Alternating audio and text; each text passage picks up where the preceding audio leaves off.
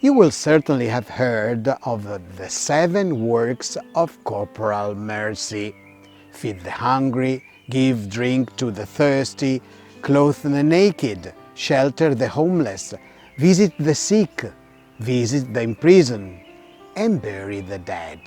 Among these 7 works, surely the most difficult one is that of visiting the imprisoned. In whatever country you may live, a prison is not an open environment accessible to everyone. In fact, the laws and regulations of the various states consent visits only to relatives and authorized personnel, who are often volunteers with a special preparation.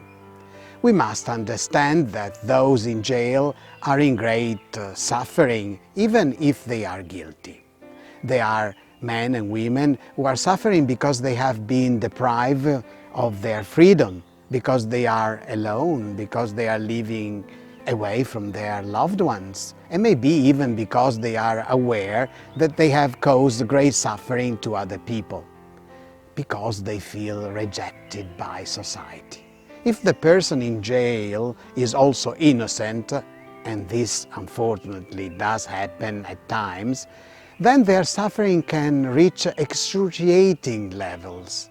In a recent speech to prisoners, Pope Francis said, "You are not different from us. You are not the personification of evil. You are not those we should shun. We are all equal, but with different destinies, with different choices, with different sins."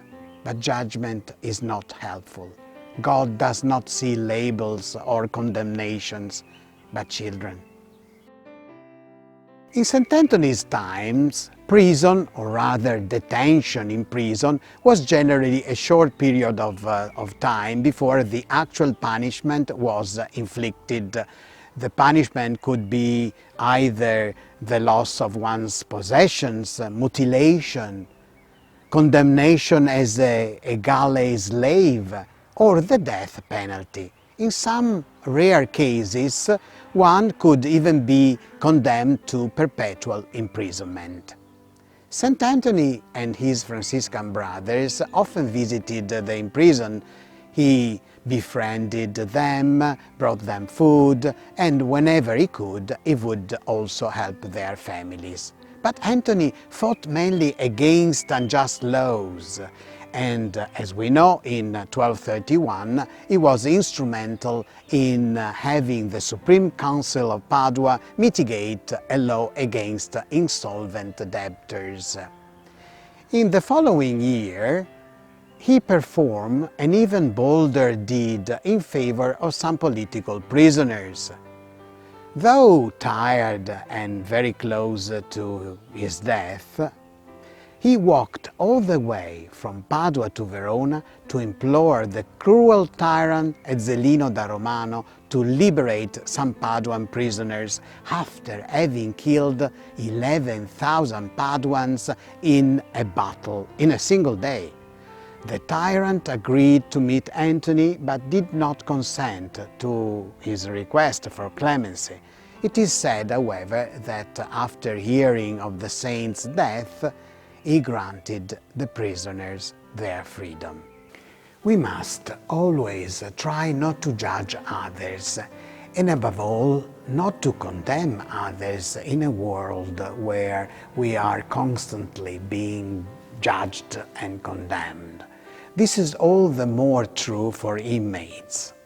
They are condemned during the trial, condemned in prison, and when their terms has expired, they remain former inmates and therefore constantly judged because of their status. The sentence never ends. Pope Francis said, "Every time I walk into a prison, I ask myself, why them and not me?"